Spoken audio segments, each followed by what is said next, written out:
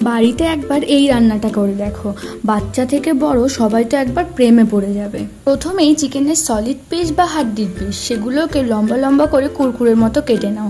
তারপর ওর মধ্যে গোলমরিচের গুঁড়ো, লঙ্কার গুঁড়ো, হলুদ গুঁড়ো, নুন, সয়া সস, ভিনেগার আর তারপরে একটা ডিম আর তার মধ্যে একটু চালের গুঁড়ো দিয়ে ভালো করে মেখে নিতে হবে। পরে কিন্তু 1 ঘন্টা মতন রেস্টে রাখতে হবে, বাট আমার কাছে সময় একদমই ছিল না বলে আমি সঙ্গে সঙ্গেই ভেজে নিচ্ছিলাম। তো তারপরে ঠিক এরকম লম্বা লম্বা করে চিকেনের পিসগুলোকে একদম কুড়মুড়ে কুড়মুড়ে করে ভেজে নিতে হবে, দেখতে অনেকটা কুরকুরের মতন মনে হবে।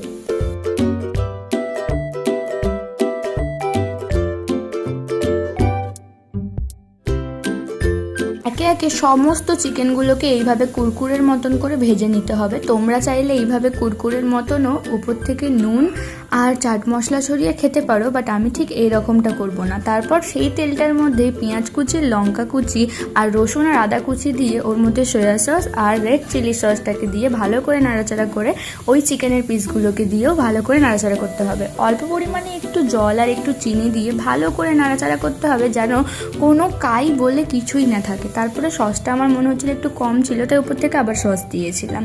তারপরে সাদা তেল ওপর থেকে ভার্নিশের জন্য ছড়িয়ে দিতে হবে। অ্যান্ড দেখো কত সুন্দর দেখতে হয়েছে। যদি তোমাদের রেসিপিটা ভালো লাগে থাকে তাহলে অবশ্যই বাড়িতে ট্রাই করো, অ্যান্ড আমার চ্যানেলটাকে সাবস্ক্রাইব করে দিও। বাই।